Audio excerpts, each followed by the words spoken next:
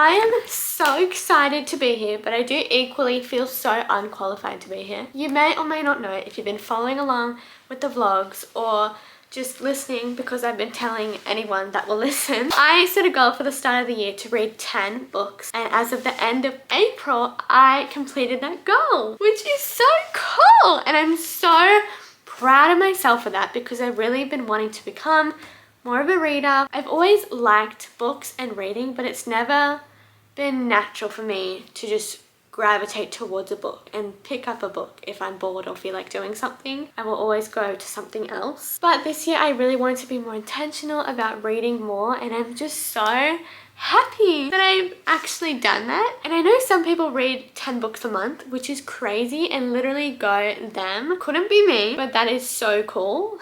But I'm so proud of myself for reading 10 books. My goal of the year and doing it in 4 months. I'm so happy with myself. So I'm completely unqualified because I'm not a book person at all, but I'm here to make a book video. Here we are doing that. So I don't really know what I'm talking about. I know that you're meant to rank them out of 5 stars, so I'm going to try and do that. But I literally don't know what I'm talking about, so this is not for educational purposes. This is just me being excited about reading 10 books. So let me show you my pile. Ah! Here are the 10 books I've read so far this year, and now we get to talk about them. Okay, let's start from the beginning. The first book I picked up this year was Practice Makes Perfect by Sarah Adams. So, let's talk about it. I feel so cool doing this, but also not cool enough to do this. I feel like a fake being a book YouTuber because I'm not. We're playing pretend as one today.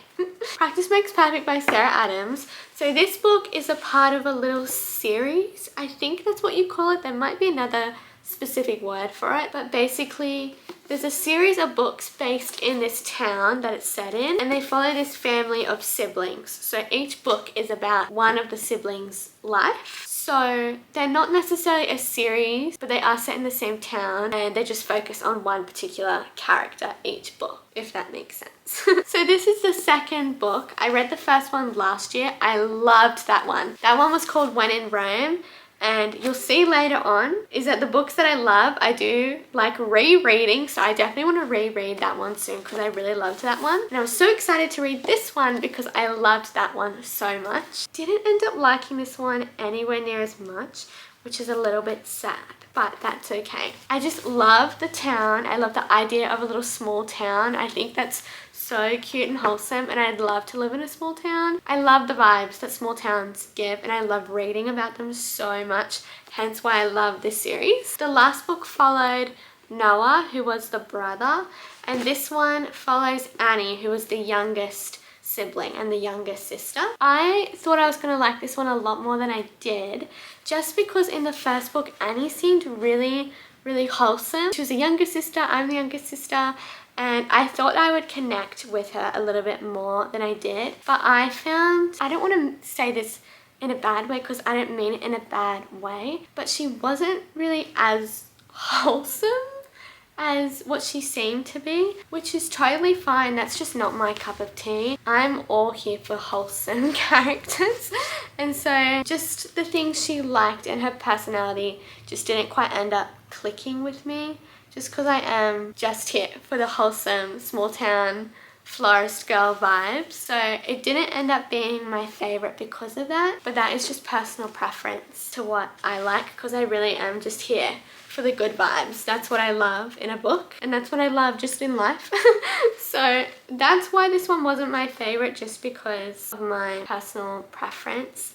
I am a no spice, all wholesome girl. So because of that, I think I'd rate this 3 stars, because you're meant to rate it out of 5, right? 5 stars is the best. So I'm gonna do 3 stars because I still liked reading it. I loved the town. I loved getting to see little snippets of the characters Noah and Amelia from the first book, but this particular story wasn't my favorite, which was a bit sad, but that's okay. Okay, so some context is I really like to read, 1, for the cute, wholesome, small town vibes, but then 2, I also really love to read non-fiction, either books about business or habits, well-being, things like that, because I also really enjoy learning from books. So for the most part, I switch between fiction, non-fiction, fiction, non-fiction. You'll kind of see that as the main theme as we go through these 10 books. So the next book I picked up was a non-fiction, and it was called Unstoppable Success by Jessica Williamson. I loved this book. I love this book so much. It was about being an entrepreneur and unlocking your unstoppable mindset, defining your version of success, building momentum in your business. This book was perfect. I read it in January. So start of the year, new year, work hard vibes, and I loved it so much. It's full of little underlines that I did as I read through it. And I just remember loving every minute of this book. 5 stars for sure. It just was so motivating, inspiring, and I love that vibe of a book like this. It just made me feel like I could do anything. Okay, next book I read was also a non-fiction one, and that was Level Up by Rob Dial. And I actually really enjoyed this book as well. This one's more about habits, leveling up your life in that way. Kind of similar to Atomic Habits. I read that one last year as well, and I really liked this book. I'm struggling because, again, I don't know what I'm doing, so I don't quite know what to say about all these books. It had some really good quotes in here. I underlined a few things in here as well. I love this quote I just flipped open to by coincidence, but it says, "You cannot fail if you don't give up." I love quotes like that. So this was another good book just about your mindset and everything, which, again, I just love to read because I love to learn and improve through books as well. I think I would rate this a 4-star. Thoroughly enjoyed. Okay, next book I read was Sincerely Yours, Anna Sherwood, which is by Beth Reekles. I didn't really like this book, unfortunately. But again, personal preference, was quite spicy. It got too spicy for me, and I have a very low spice intolerance. I like books with no spice. Again, my personal preference, I'm here for the feel good, happy small town vibes.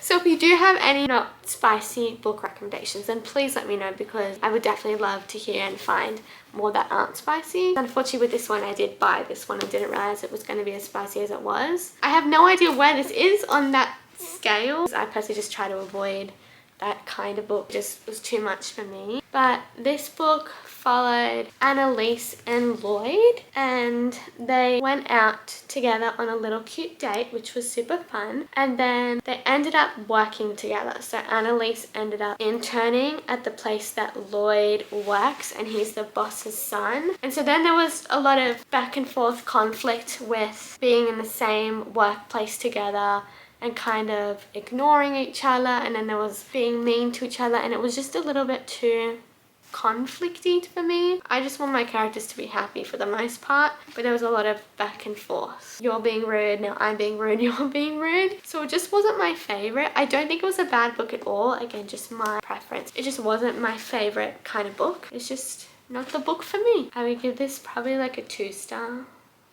So sorry. Rating books seems so harsh.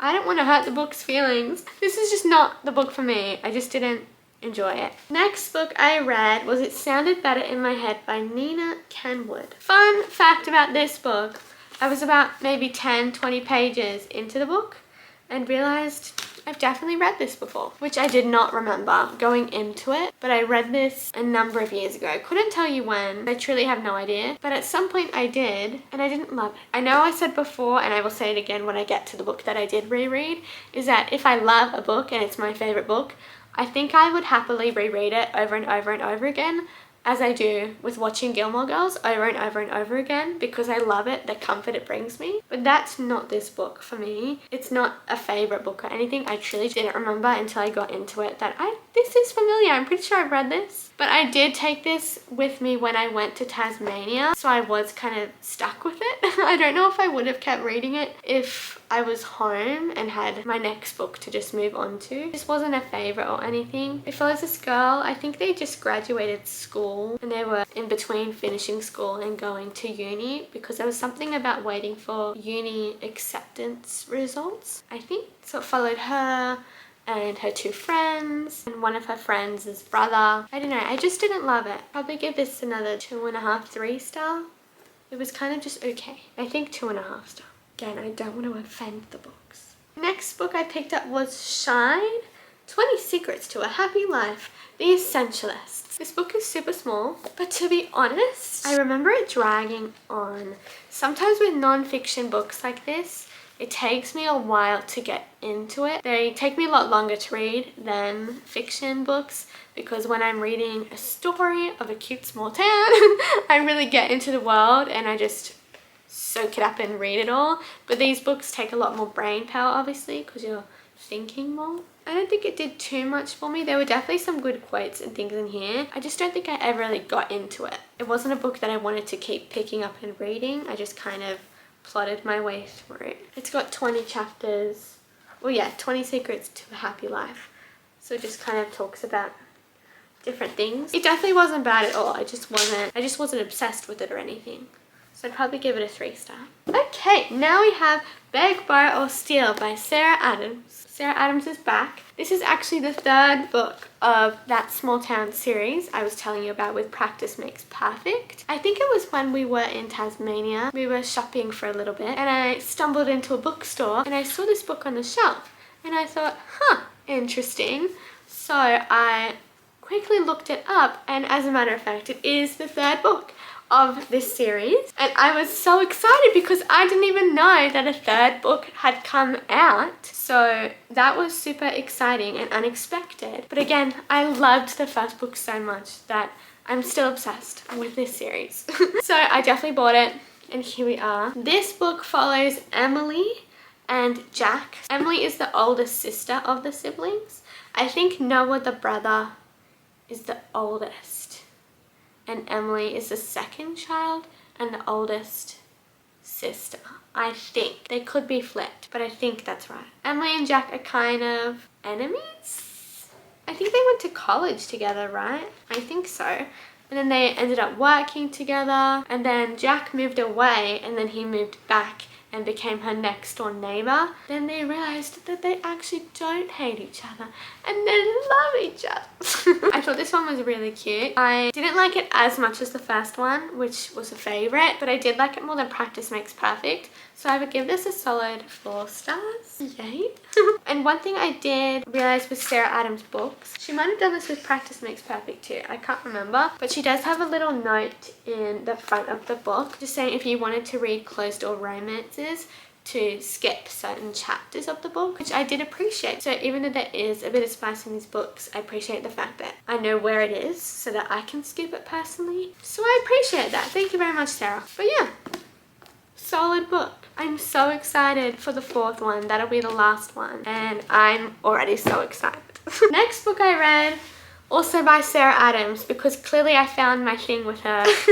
But this is The Cheat Sheet by Sarah Adams, and I had read this one before. I read this one I think in 2023, about 2 years ago, and I love it. I love this one so much. I think this is my favorite book I've read since I've read more getting older out of school. I love this one so much. I would rate this 6 stars. No faults at all. I love it. It's my favorite. And like I was saying before, to me, as of right now, this is my Gilmore Girls of books. And I truly think I will read this over and over again and I won't get sick of it. I think it's going to be like that for me when I want a happy book that I know I love. So this one follows Bree and Nathan is on the NFL team. And Bree is a dancer. She's a dance teacher and they met in high school. They became best friends in high school. They did have a little moment after high school when they stopped talking, but then they found each other again and they continued right where they left off and became best friends again like nothing happened. They're best friends but they both love each other and they don't realize that the other person loves them, but they both are and we know that they are and it's so cute. So then we kind of see them start to become closer and realize maybe they like me back, maybe they like me too, and it's just so cute. I love it. They're so cute. I love them so much. 6 stars. Okay, then my next book is She Means Business by Carrie Green. This is another business, women, entrepreneur book that I picked up. This one just focuses on building a successful business and getting clear on your vision, move past the fears, stop getting in your own way, creating a successful brand. So kind of similar vibes to the one earlier, Unstoppable Success, which that one I love. This one I didn't love quite as much, but it was still really good. I did find it took me quite a while to get into it. I think it took probably about a third of the book to half of the book before I started really getting into it and wanting to pick it up and read more. Just because of personal preference, it did have a little bit of stuff about manifestation and visualization, and that just personally isn't my thing, so I just didn't love it. But again, all personal reasons. I hate being harsh. Books have feelings too. I really did enjoy it though. I'd give it a solid 4 stars. I definitely still got things out of it, and I'm grateful for that. And then the last book, we are up to book 10 out of 10 books, and that is yet again I look obsessed, by Sarah Adams, and that is The Rule Book by Sarah Adams. This one is kind of like a second book to the cheat sheet, but it follows different characters. So I guess that's similar to the Small Town series, following different characters, but it's in the same world. So this follows Derek, who is another guy on the NFL team that Nathan from the cheat sheet is on. It follows him and this girl named Nora, and they were together in college and they had a bit of a bad ending breakup. Suddenly they're back in each other's lives because Nora is following her career dreams of becoming an agent and somehow ends up becoming Derek's agent, which starts off really messy. Things were just weird between them after how their relationship ended back in college, and they hadn't seen each other since. And then it gets really crazy. This is all on the back of the book, by the way, so no spoilers. But they end up getting married in Vegas. Whoa, right? I know. So a lot happens. And then they have to figure all that out with their new relationship and what they're going to do about it. And they still don't really know how to act around each other. And it's just a lot's happening. I guess that's the best way to explain this book. Especially in the first half when all of this happens with them re-meeting each other, then working together, then they get accidentally married, and it's like, wow, a lot happens. And at the same time that you're reading through, you're also starting to learn about their past relationship and how they both feel about that and how they're feeling now, and I guess kind of how it affected both of them. There's a lot to it, and you kind of learn about the characters as you go along and all the depth to them. So it's quite interesting. But yeah, it really is a lot. The plot is kind of crazy, but it's good. I really enjoyed it. It was the same thing. The author put a thing at the front about which chapter to avoid to keep it not spicy, which again, I very much appreciate that. I definitely enjoyed. I'd give it a 4 star, I think. I did enjoy it. The cheat sheet is just my favorite thing ever, and I loved when we saw Nathan and Brie from the cheat sheet occasionally pop up in here because I love them so much. They're my favorite. But by the end of the book, I did really like both Derek and Nora. I liked both of the characters. You end up thinking that they're really cute. So 4 star with this one.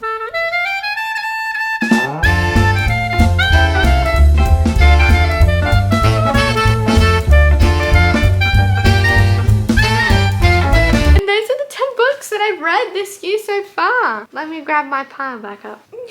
10 books. Look at me go. I generally don't get proud of myself for a lot, but reading 10 books in 4 months for me is the biggest achievement. I'm so happy. I'm sorry. After this video, I will stop talking about it because I've talked about it so much, because literally to anyone that'll listen, I will tell them 10 books. But this will be the tie of the bow on that conversation. But I do wonder how many books I'll end up reading for the rest of the year. Maybe if I read another 10 books, I'll make another video like this, or maybe at the end of the year, I'll just make another book video about all the other books I ended up reading for the rest of this year. But I don't know, we'll just see how we go, and let me know. I mean, if you even liked a book video, again, I'm so unqualified to do this, but if you liked it, then let me know. Let me know as well what your favorite books are. If you've read any books this year, I'd love to know. And if you have any book recommendations, please let me know, because then we can all just share with each other and read all the books.